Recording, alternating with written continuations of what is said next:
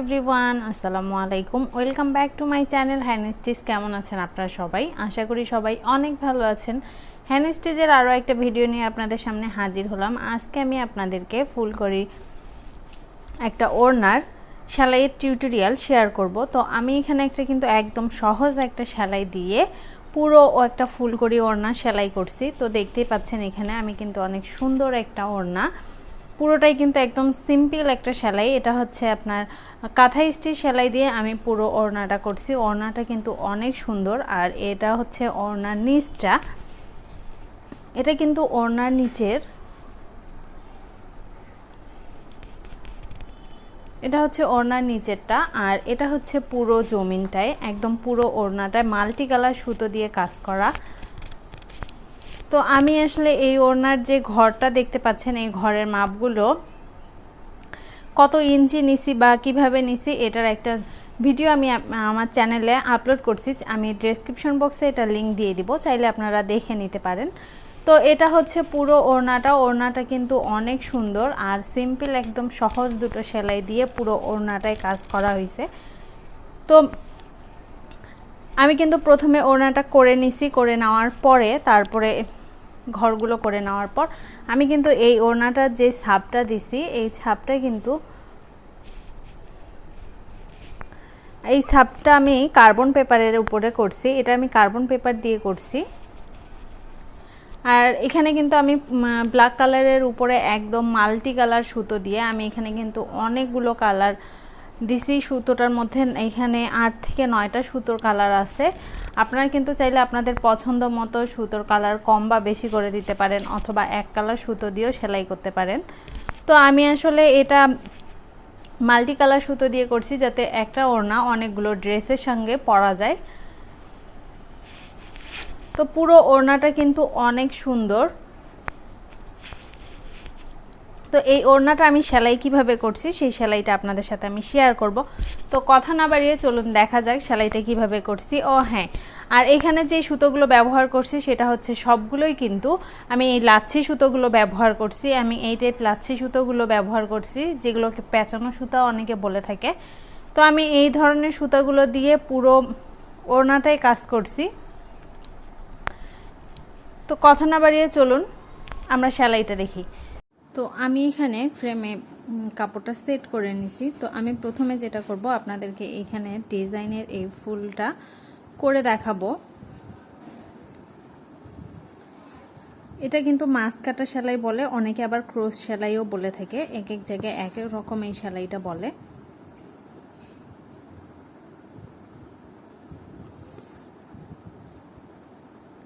তো আমি সেলাইটা কিন্তু আপনারা চাইলে এইখানে পাতার সামনে থেকেও করতে পারেন, আবার পিছন থেকেও করতে পারেন। তো আমি দুইভাবেই করে দেখাবো। আর এই সেলাইটার প্রথম যেটা হচ্ছে সেটা হচ্ছে আপনাদেরকে দুই পাশ থেকেই তুলতে হবে। এটা দুই পাশ থেকেই সুতাটা তুলতে হবে।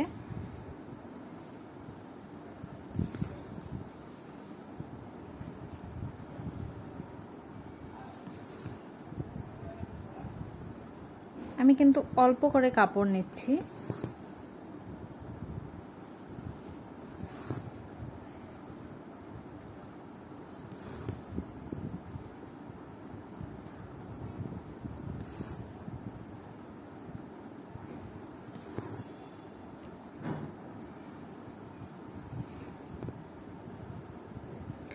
আর এখানে কিন্তু আমি 3 তার সুতা নিছি। আপনারা চাইলে আপনাদের পছন্দ মতো সুতাটা কম বা বেশি করে নিতে পারেন, 2 তারও নিতে পারেন বা 1 তারও 3 তারও নিতে পারেন। এটা আসলে সবার পছন্দ মতো। তো আমি আসলে 3 তার দিয়ে করছি, তাহলে সেলাইটা একটু ভালো বোঝা যাবে আর দেখতেও ভালো লাগবে। তো এই জন্যই। আর এখানে কিন্তু আমি অনেকগুলো একদম মাল্টি কালার সুতো দিয়ে পুরো ওড়নাটাই কাজ করছি। আপনারা কিন্তু চাইলে আপনাদের পছন্দ মতন করে করতে পারবেন। আমি শুধু আপনাদেরকে দেখাচ্ছি যে একটা সহজ দুটো সেলাই দিয়ে কিন্তু অনেক সুন্দর করে ওড়না বা জামা যে কোনো কিছু সেলাই করা যায়।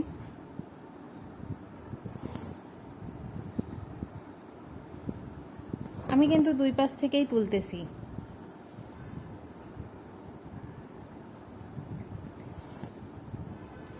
আর আমি এখানে কিন্তু যে কাজটা করছি মানে ডিজাইনটা করছি এটা কিন্তু আমি কার্বন পেপার দিয়ে করছি, যেহেতু ডার্ক কালার আর কালো কাপড়ের উপরে যেভাবেই করি না কেন আসলে বোঝা যায় না। তো আমি এটা হচ্ছে আপনাদের হোয়াইট কালারের যে কার্বন পেপারটা পাওয়া যায় সে পেপারটা দিয়ে করছি।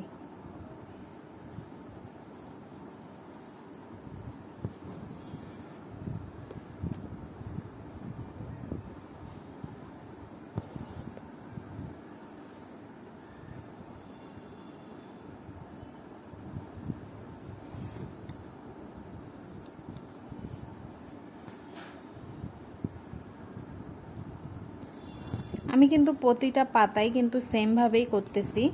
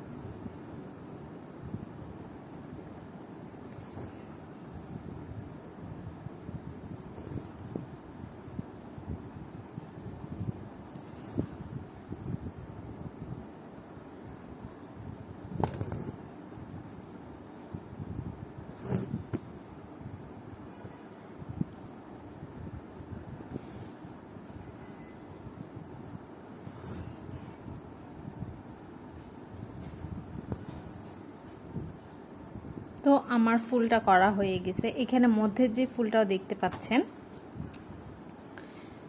আমি এই ডিজাইনটা করতেছি। আমি এটার মধ্যের ফুলটা আপনাদেরকে করে দেখাইলাম। আর এখানে যে ফুলটা দেখতে পাচ্ছেন এটাও কিন্তু সেম ভাবেই হবে।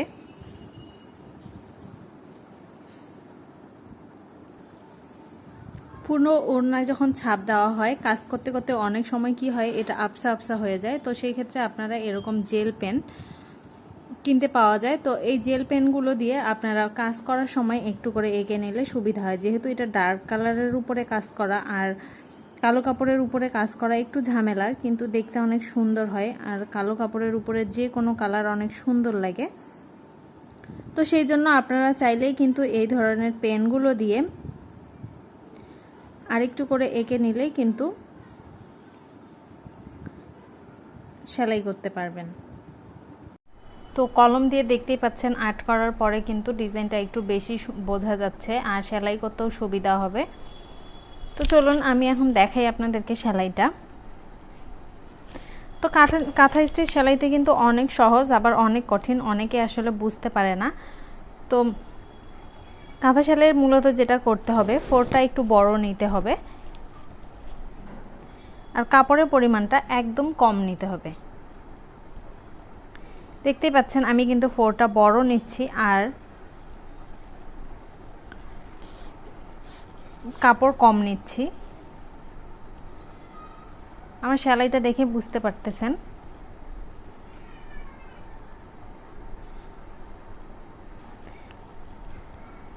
আমি কিন্তু কাপড়ের পরিমাণ একদম কম নিছি।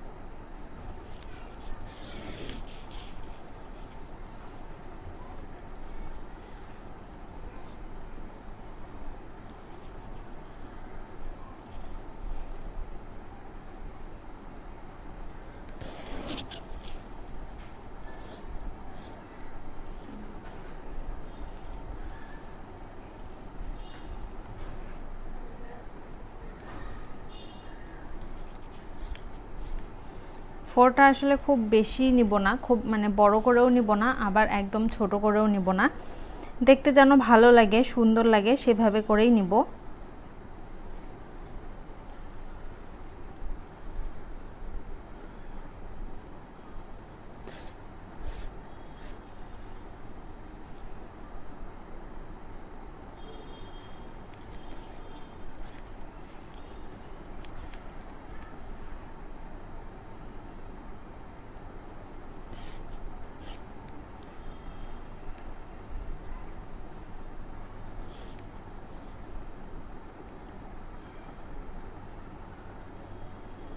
তো এখানে যে সেলাইগুলো আছে আমরা সবগুলোই কিন্তু কাঁথা স্টিচ সেলাই দিয়ে সবগুলো করব।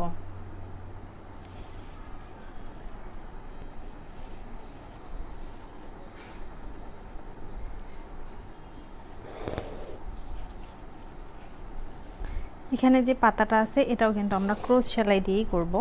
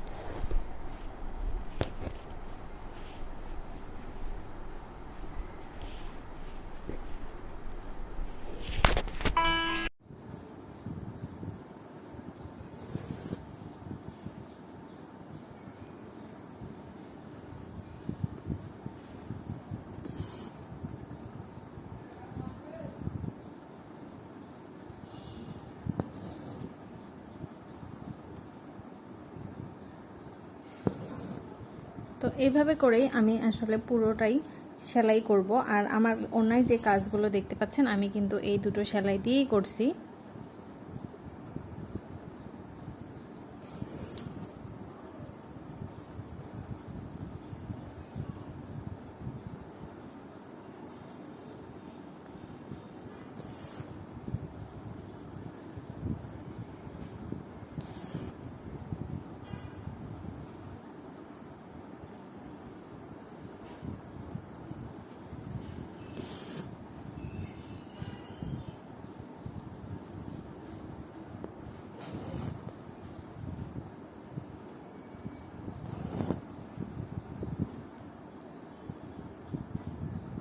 তো হয়ে গেছে আমার পুরোটা সেলাই করা, দেখতেই পাচ্ছেন। তো পুরোটা সেলাই করা হয়ে গেছে অনেক সুন্দর করে। এখানে কিন্তু আমি দুটো সেলাই দিছি আর দুটো সেলাই আপনাদেরকে দেখাইছি। কেমন লাগলো অবশ্যই কমেন্ট করে জানাবেন। আর যদি আপনারা সেলাইয়ের কোনো ধরনের সেলাই দেখতে চান সেটাও আমাকে কমেন্ট করে জানাবেন। আর প্লিজ আমার চ্যানেলটি সাবস্ক্রাইব করবেন। আজকে এই পর্যন্তই। সবাই ভালো থাকবেন, সুস্থ থাকবেন। আল্লাহ হাফেজ।